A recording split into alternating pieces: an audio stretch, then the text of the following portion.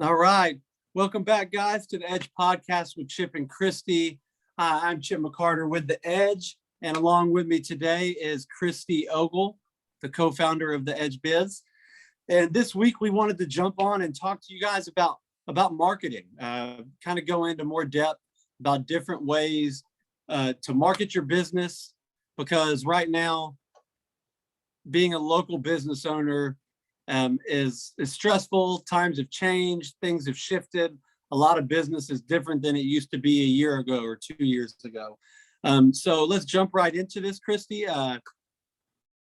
What's the first thing with marketing? What's the first topic you want to speak on when it comes to marketing?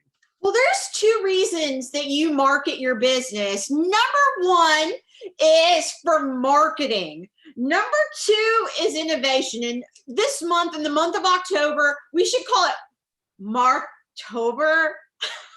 McCarter Marketing. I don't know. We'll think of something better than that, Chip. But you're going from obscurity to omnipresence. So that means you're going from where nobody knows your name to where everyone knows your name. It's kind of like Cheers. Do you remember Cheers? Or is that before your time? No, I remember it. I couldn't tell you much about it. When they but walk, I do remember it. Like, hey, Norm. And that everybody knew his name. So that's one thing that we want to do with marketing. And a great way to go from obscurity to omnipresence is trade shows. This is where you can go in your local area and see what's going on. So for a contracting business, a great trade show would be, a home and garden show. Something like that, where you get to meet potential customers or clients and other business owners that are in your arena. You and I were talking before this podcast of how you have made connections with your business for electricians and concrete people and all kinds. Mm-hmm. You could meet those people at trade shows. And they're usually pretty inexpensive. You're talking a couple of $100 to sit there. And for 8-10 hours, they bring in the customers or clients, and then you talk to those people. You can potentially meet hundreds or thousands of customers at these trade shows. What are a couple more trade shows that come to you off the top of your head, Chip? Well, I'm just thinking Central Texas. But I mean, the Bell County Expo Center always has different shows going in and out of there in Belton, and in Waco. I would just look up the Heart of Texas Fairgrounds, or even like the downtown in the convention center, and just keep an eye on your local community on what's coming. Because off top, I can't think of any, but I guarantee if we got on Google, we could find one coming up soon, or we could find something in the area. And even if it's in the town over from you can still go and make those connections. And when you're meeting other business owners, you don't look at it as meeting competition. You look at it as opportunity to make more money with these people. And these trade shows can connect you to all kinds of different ways. You might not sell directly to clients that you pick up, but you might get a contractor or another business that can throw you new business because they have overflow in this one area, or they don't do this one thing specifically that you do. And that's how people connect and make so much money. But at the trade shows, it's not always about just catching the clients. It's about meeting the other business owners and the people in your community. Exactly. And I mean, you gave them a golden nugget. Like, just Google it. I mean, if you Google trade shows, Waco, Texas, a ton come up. Even a handyman business could go to a wedding trade show because they can build the things that are needed for a wedding. There's a ton of places depending on what your niche is. That was never my niche, so I didn't go. But if you could think of your niche, who your target customer is, where they're at, Waco is the home of Fixer Upper. So, I mean, lots of people watch that show. Lots of people want to be a Chip and Joanna Gaines, but they can't do it.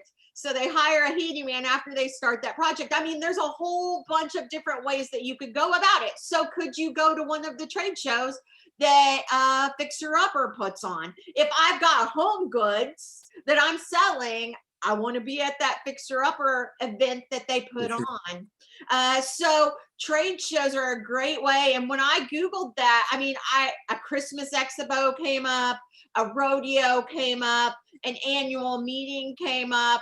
I mean, Christmas expos are going to be everywhere. Those are all kind of listed under the trade show. And in Waco, they have the Heart of Texas Fair, where businesses can go and showcase. I mean, those are people that have money. It costs money to go to the fair. I mean, if you're taking kids, you're going to drop $100, $200 while you're there. So that could be your target market that's at that too. That would fall under that category also.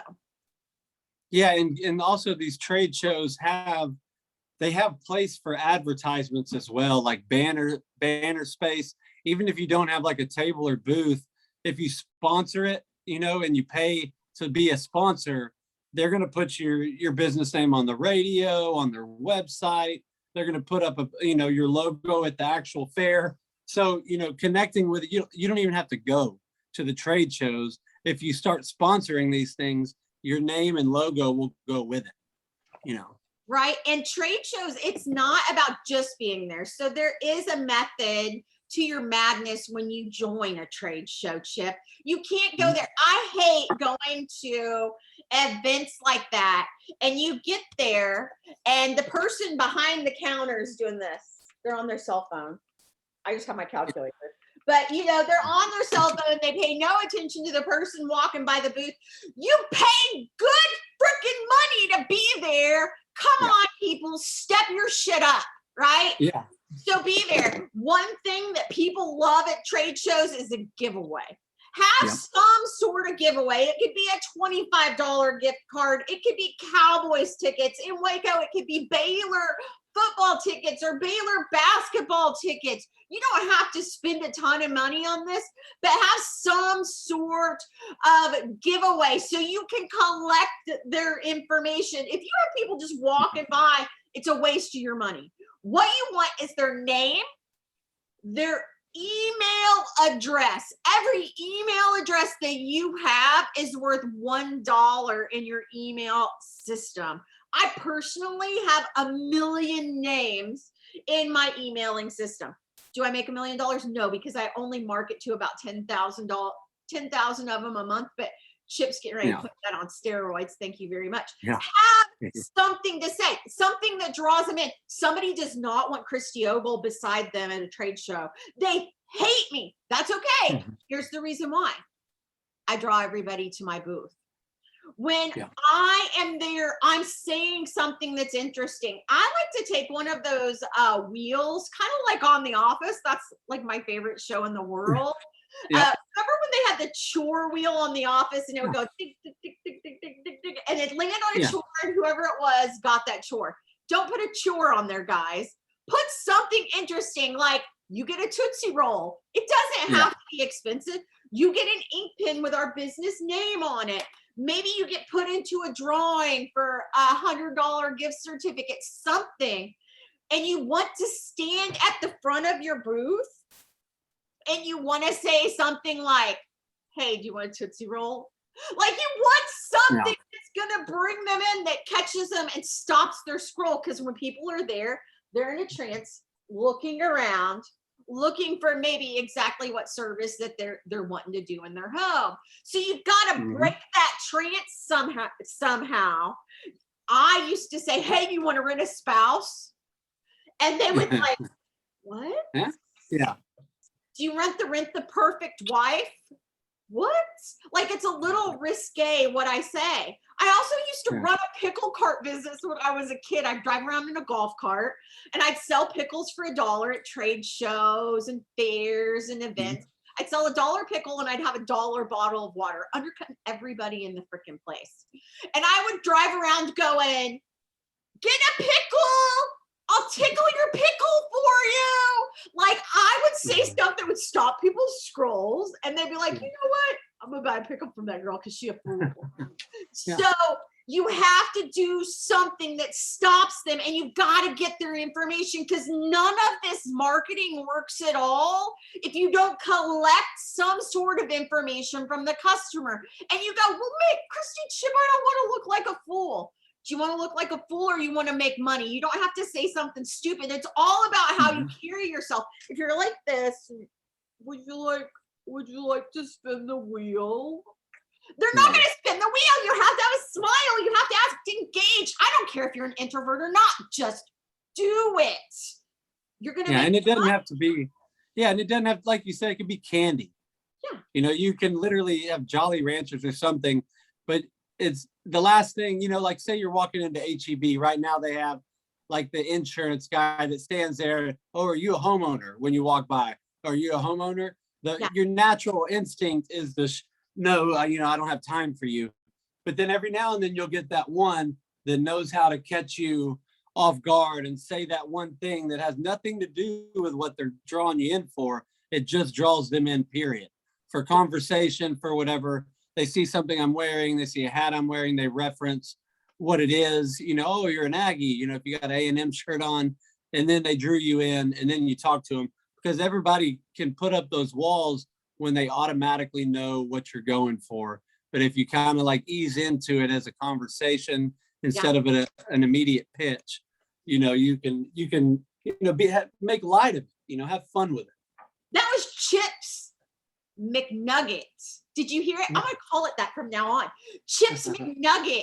He said, draw them in. You want to draw them in. You don't want to put them off guard. When I walk into Sam's or Costco and they're trying to sell DirecTV, ma'am, do you have a moment?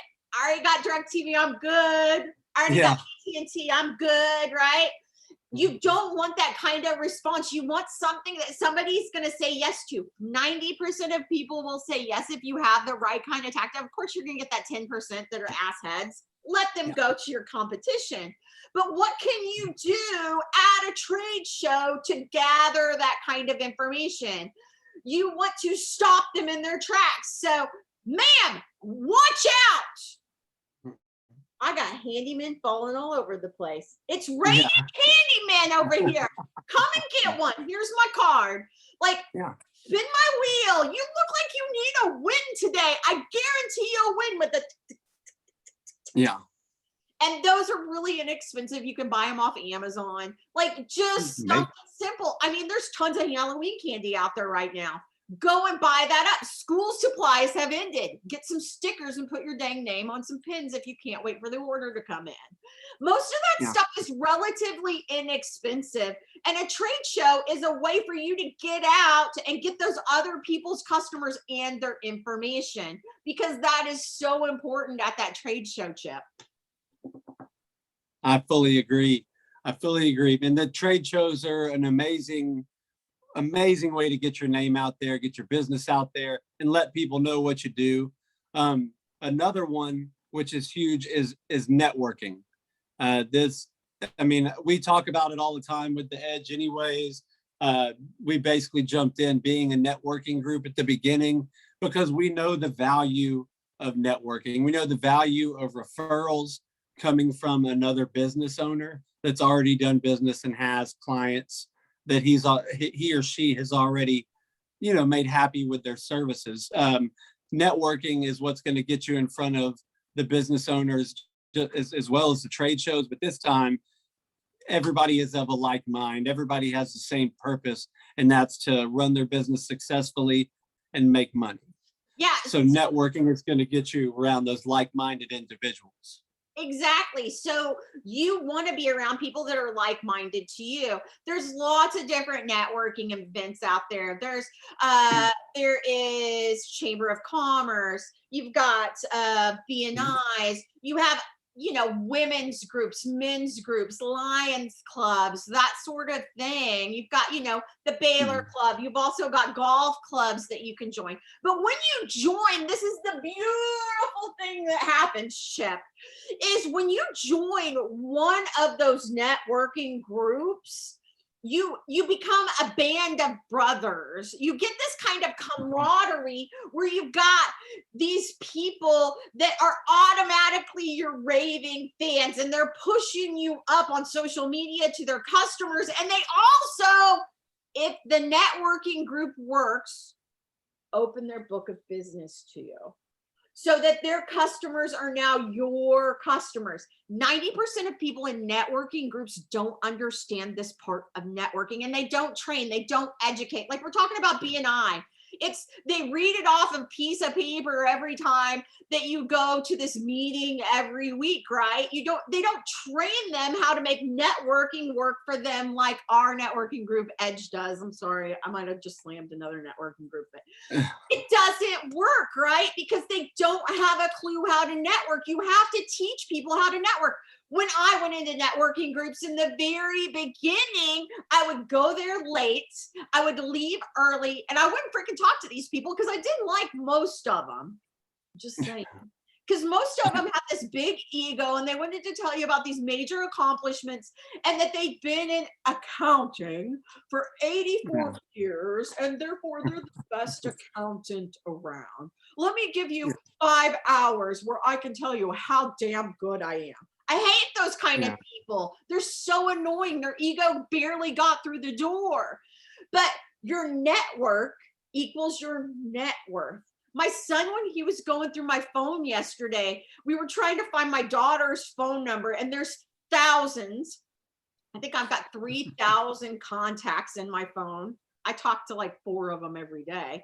But like, my network is directly linked to my network. That's why when I went bankrupt in early 2020, I was able to rebuild my business to 7 figures within the last 22 months with a little bit of McMarketing. Because I had those contacts from networking. I built relationships. So you have to work networking just like you work those trade shows. You can't just go in late, leave early, and expect to give. You have to create more value within that networking group so they see you as a value, and then they open that book of business to you. So you have to create relationships. It's not about just showing up and getting the leads. We have people that are on the books with Edge that have never been to a meeting. They don't know how to network. They don't know how to utilize that. But the ones that show up at Edge every stinking week, they continually get more referrals for their business because they're building trust, they're building the relationships, and they're working the networking. Exactly. And not everybody, that's the thing. When you go to networking groups, you kind of have to look around and assess the situation, because you'll be able to pick out the ones that are working it. I mean, it's just like any other program, any other, school system, anything else, you only get out of it what you put into it. And when you go to networking, you have to know what you're doing. You got to, for one, pay attention to the people that have been around and have done it and that are successful, but watch the people that are, watch the people that are complaining. Those are the ones that you can obviously tell once they leave that meeting, nothing that they learned in that meeting follows them out that door. You have to not just show up to the meetings every week, but you got to connect with one-on-ones, connect with each person individually in your group outside of the meeting, to where you can start building those relationships that are not only business money relationships, but they're friendships. They're lifelong valued friendships that mean something, mean a lot more to you than, other, friendships that just kind of are here and there. These are, you're building lifelong, friendships and lifelong partners in making money, if done correctly.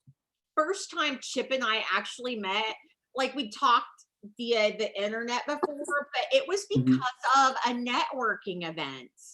Like, it opened my eyes to what he does. And now a year, I don't even know if it's been a year, has it, Chip? It has. Later, we're business partners, and we're building this Edge together to help entrepreneurs to get leads for their business that actually make them more money. So networking events can introduce you to friends. It can introduce you to people that you do business with, referrals. It also can lead you to business partners for new business ventures in the future, because we had no clue this was going to happen. But when you go to a networking event, usually you get 30 to 60 seconds to tell about your business. And when you go to that networking event, actually think about what you're going to say before you go. Don't just stand up and go, buy from me. My stuff is amazing. Customers don't care. You need to think about what it is that they need. Kind of like with our McMarketing system, we don't just say, yeah, it's a great system to build marketing. We say, we help entrepreneurs just like you get more business in 7 days with our McMarketing system. Instead of throwing money out the window and making everybody else rich, you make the money as an entrepreneur. That's a good 30, 60 seconds. Somebody else might go, I got this McMarketing system. It works. It helped me to get 6, 7 figures. I've helped a couple other people do it, right? Like, just do it. Sorry. Just call me. Yeah. You have to have something about your customers, solving their problems so that they'll come to you. You have to have an intention to add more value to the networking meeting than anyone else. So that's an important thing when you do networking. Sorry, I went on a tangent, Chip. It's all right. And I'll tell you the number one thing that I liked the most about networking. If you're a new entrepreneur, if you're just now, breaking off on your own, that 30-second or 60-second, your signature speech where you talk about your business, every week that I went to that meeting, for one, I got better at my pitch, at my, 30 seconds or a minute, but I was validating it to myself that I'm a business owner every week. I was saying it so consistently that eventually, you start believing it, because it took a while for me to believe that, yeah, I got this. I'm actually an entrepreneur now. I'm not just, claiming to be one. I'm doing this. And I was able to confirm every week with myself and get better at, and that also helped me hone in on my sales pitch, just from those little 30-second, 60-second speeches. Yeah. The first time you do it, it's not perfect. I mean, the first time I stood up in a networking meeting, it was Christy Ogle, sometimes spouse, give me a call, right? No, like now I'm a little bit better at it. People now say, man, do not go after Christy at a networking meeting because they won't remember you. That's what I built over, a 7-year period. My first one sucked. My 10th one probably sucked. You just get better and better at it. And you form those relationships when you talk about them, not you. Most business owners fall in love with themselves or their product or service. You need to fall in love with your customers or clients. Yeah, for sure. I fully agree. And also kind of hand in hand with networking though is like meetup groups. Yeah. And they don't necessarily have to be networking groups, but there's like what's the one in Waco? I know the Waco Chamber of Commerce runs it, but it's like young businessmen or young business people. Yeah, young entrepreneurs or something. I was always too old, so I never got it. Yeah, but they have like lunch. Yeah, young professionals. Yeah. Yep. You can get, and they have luncheons. Yeah, they have luncheons and they have, like just meetups to where it's not necessarily about the business. It's just a social event for business owners. Those are amazing because that's where you're more likely to connect with someone in a personal setting than a business setting anyways. And people want to get to know you first before they use you. So they're just finding places where your target market is and finding like little meetups, like what are the hobbies they have? Where do they meet up to do those hobbies? What are they, where are these people meeting up?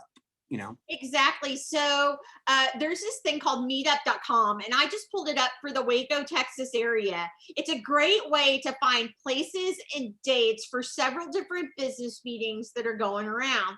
If you're selling doggy toys, there is groups for dog lovers. If you're in real estate, there's groups for real estate. If you're a mommy and me kind of person and you want to go there for that, I mean, your business category there's always business and networking meetings, but if you think about your niche and your target market, your customer avatar, you can hone it down in this funnel, and you can find them on these meetup.coms and these meetup groups.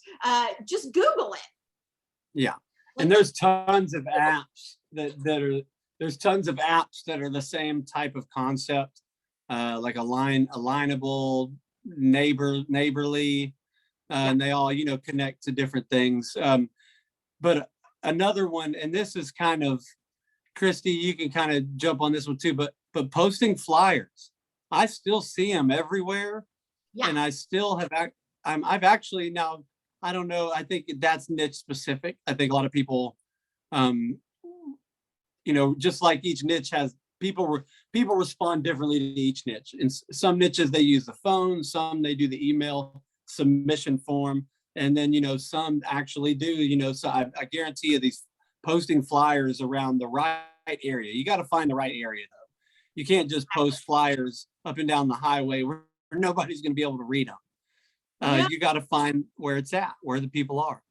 When I reacquired my handyman business in the Waco, Texas area, we didn't have a lot of money because the guy just ran it into the ground and he didn't pay for the franchise.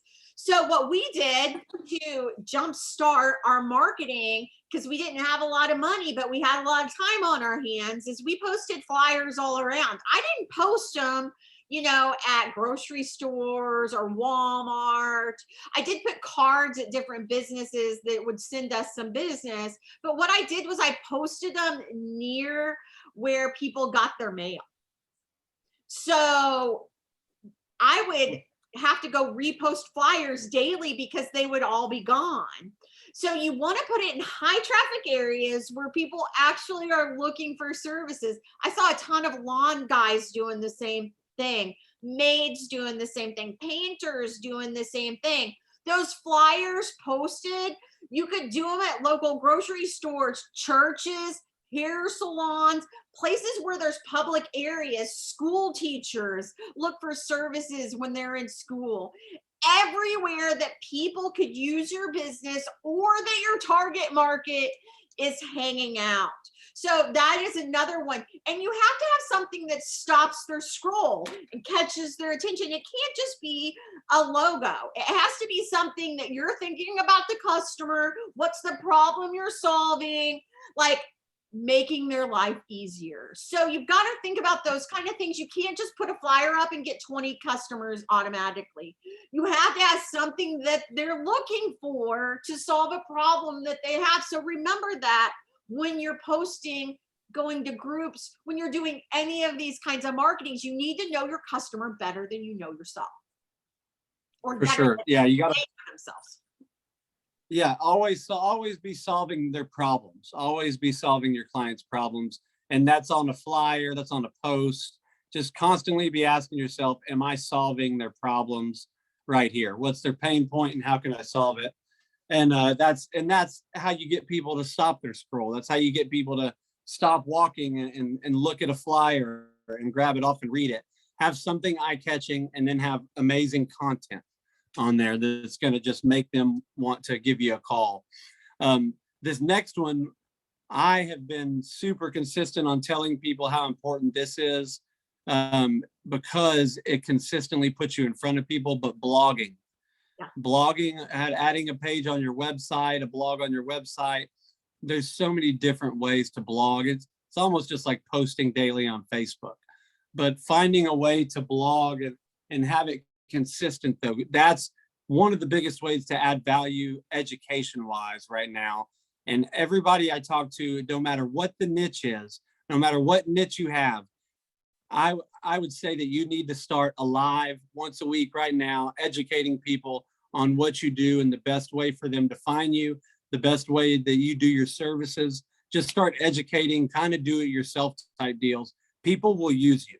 You want to be out in front of them so consistently though. That's why I love these blogs, these Facebook Lives, because you're just staying consistently adding value with these things. That's why I think it's so important to do that, especially SEO wise with your website, but in general, because people love seeing activity, Yeah, and you and I both know somebody who got super famous and built Waco around her blog originally, and that was Yep.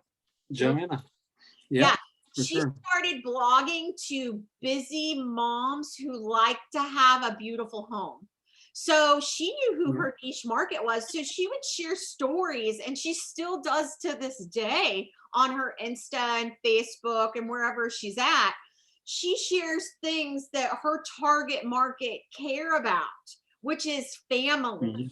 So that's one thing that she did, and she built a business empire. She rejuvenated Waco, Texas from this little blog. I remember 10 years ago, Chip, we didn't go downtown. You didn't go downtown after night, and definitely not at Cameron Park. Now it's a mecca. Yeah, People come it there, is. they hang out all day long, all night long, and they're just as safe as can be. Waco is Yeah. not remembered for the Branch Davidian now. Yeah, It's it's remembered true. for Chip and Joanna games, but we're going to take Yeah. Chip back. I'm taking my name back though. Yep. For sure. Yeah, but blogging, man, I can't stress this enough to people. I'm an advocate for blogging because I think that's an amazing way to add value to your clients without having to necessarily go finding each client and helping them out. This puts you to the masses. This gets you out to everybody. Um, And and if you don't like writing, do a vlog, a video Yeah. blog, like Chip was just talking about. That's a great McNugget. Yeah, for sure. 100%, man. If you don't want to type, a bunch of content, just make the video. It's still the same thing. LinkedIn is an amazing platform to jump on. That's, what does it say? 500 million users on LinkedIn right now, and 40% of them use it daily.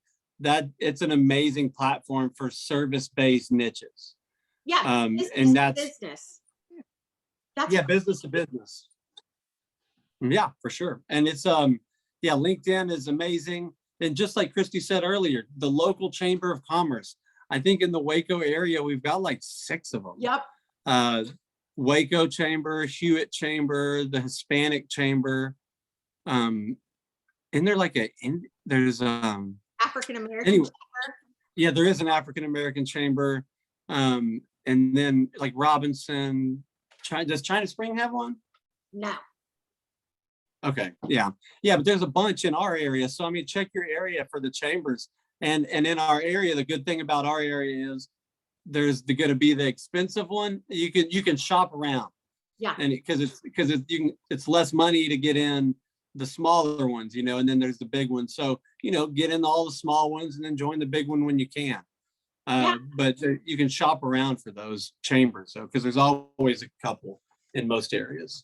I think LinkedIn is very important. You mentioned it. We kind of breezed over it, but LinkedIn is so important for business to business. So if that's what kind of business that you're in, that's one way you can get right in front of the decision makers is on LinkedIn. And it also shows the importance after yesterday, October 4th, 2021, when Instagram and Facebook blacked out for 7 or 8 hours, that you need to use multiple platforms to talk about your business on social media. And with 500 million to 1 billion users now with LinkedIn, and 40% of them using it daily, you need to be on that platform in case Facebook gets hit by hackers again and is totally gone, or Instagram gets taken down because the government's tired of their BS, right? So be on multiple platforms, so when that happens, your customers can see you at a different area. And LinkedIn is so important for business to business. You can make a ton of money on LinkedIn.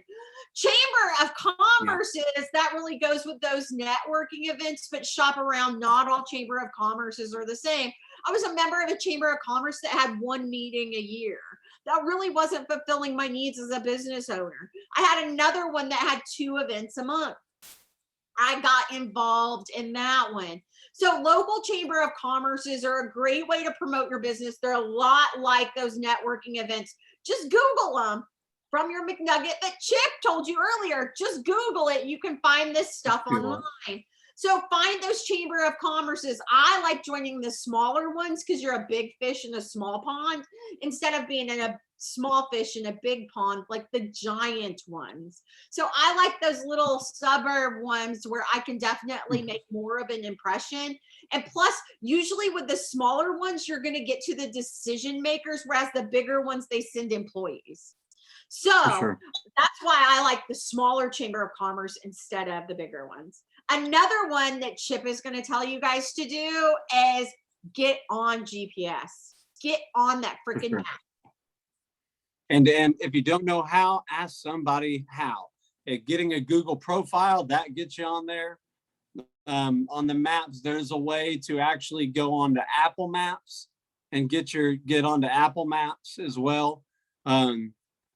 Again, it's what platform that you're using, but put your address on Facebook, man. That's getting you on GPS. Your address needs to be consistent on all the platforms. And it brings up your SEOs, doesn't it, Chip? Yes, if done correctly, especially for that zip code. For that specific zip code, you'll get a lot of action. And then you have to do certain things to get other zip codes. But yeah, for sure, you'll get verified in that area and you'll automatically get into those searches. And when customers see that you have an address online, they're more likely to use you than one that doesn't have one online. But yes, it does have to be consistent among all different platforms so that it's easier for the customers to find you, and it also helps you with those SEOs. Yeah, for sure. And you got to think about trust, man. There's a lot of contractors out here right now that are taking money and leaving. Yeah. And a lot of people get skeptical. The more you can prove that you're legit, that you're here. I like to even give these clients my personal cell phone sometimes, especially if I can tell that they're skeptical or if they mention that they got burned before.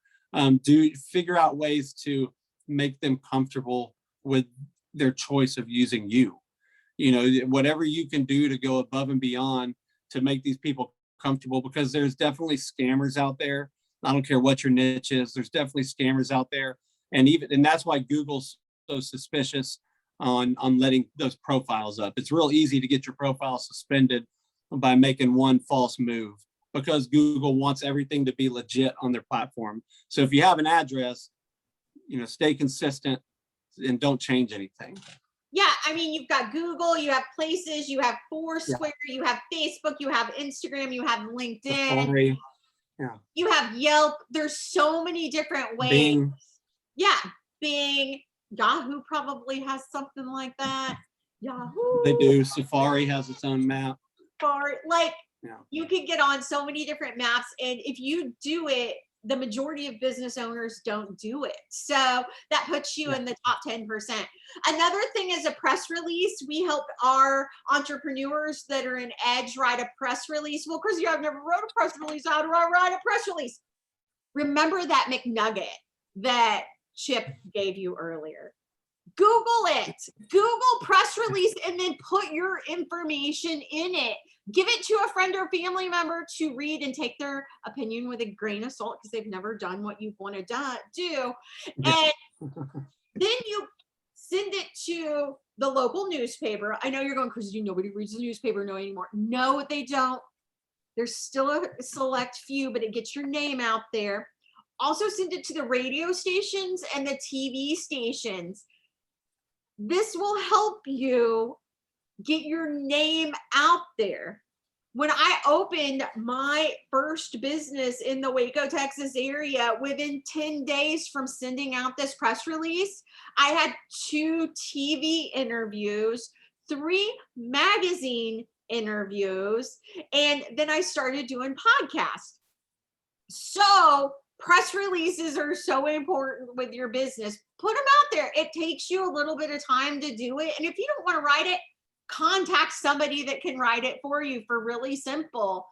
You get it out there. When you're on the local news, it gives you this boost of 73% legitimacy. Then you take that news story and you post it over and over and over and over and over and over and over and over and over and over and over and over and again for your customers to see, because we as entrepreneurs get sick of seeing our stuff, but our customers don't.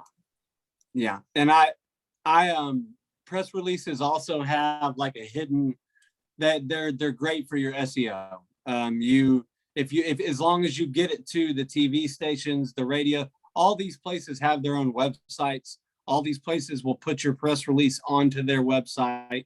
It might cost a little bit of change, but you're getting that backlink out of it. There's a lot of real good reasons to do these press releases, not only just to get your name out there in front of people, but to get your website to start ranking up in Google. Focus on, when you're writing the press release, focus on your keyword placement. Look and see how people are searching for your niche, and focus on like the title, make sure it's a strong keyword, and then make sure you filter in the keywords throughout the whole press release, because it can be super beneficial. And also reach out to a digital marketer near you if you're going to do a press release, and have them show you what words you want to use as the link, because a lot of these people will actually let you use whatever link you want. So that's something you need to think about for press releases, to get out there in front of everybody, but also to work your website strength. Exactly. So these were just 10 ways that we went over quickly to help you market your business on a shoestring budget. It's our McMarketing 101. We took a couple of minutes and discussed every one of these, but with our McMarketing 101, if you're interested, contact Chip or I. We actually train on these things over a 7-day period to double your marketing efforts and scale your business. We help you tweak these things so that you can get them out in the marketplace. Instead of just thinking about them, we actually have you take action steps to go and do these things with McMarketing 101, because that's what we're good at, is marketing, Chip. For sure. And with McMarketing 101, you'll get to join a private Facebook group that is just going to be the business owners that are involved with McMarketing. So that it's going to, yeah. And on that group, you're going to get a lot of added value from Christy and myself, because we'll be coming on there and doing one-on-one sessions with the business owners live, to where you can watch and listen. But we'll jump on there and do random lives about specific business issues that people are having. We like to focus on actual issues that are happening right now with your business. And with McMarketing 101, you'll have Christy and I along to help you. We'll be able to help you here and there, and move forward with your business. It's just the 7 days, you can double or triple your income by implementing all the action steps that we ask you to do. So McMarketing 101, y'all look out for it and reach out to us, because we've got some great things for you. Yeah. So just if you're interested, at 7:30 tonight on Facebook, we're going to have a live, or just shoot us a message and we'll send you the link for Zoom. We want to help you get more business. And with McMarketing 101, it's not that we just teach it, we'll help you. Like, we will give you ideas to go and implement into your business immediately, instead of just sitting there and doing nothing with your marketing.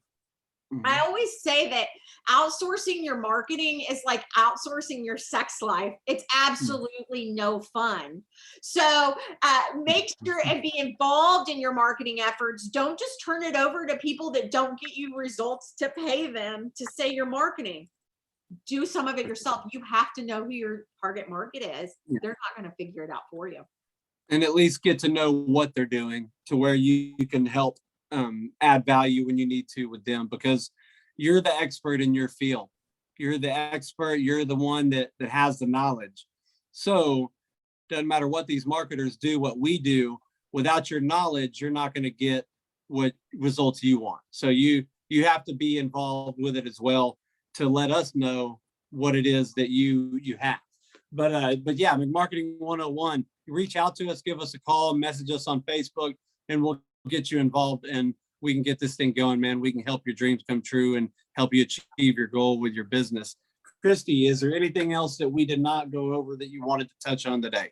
If you've always done what you do, what you've always done, you'll always be what you've always been. If you want something different out of your business, do something different. Market your business in a different way, so you get better customers that pay you what you're worth. Yeah. And what you want, what you know that you're worth, for sure. Exactly. All right, guys. Well, we love you. Stay safe. And for now, this has been the Edge Podcast with Chip and Christy.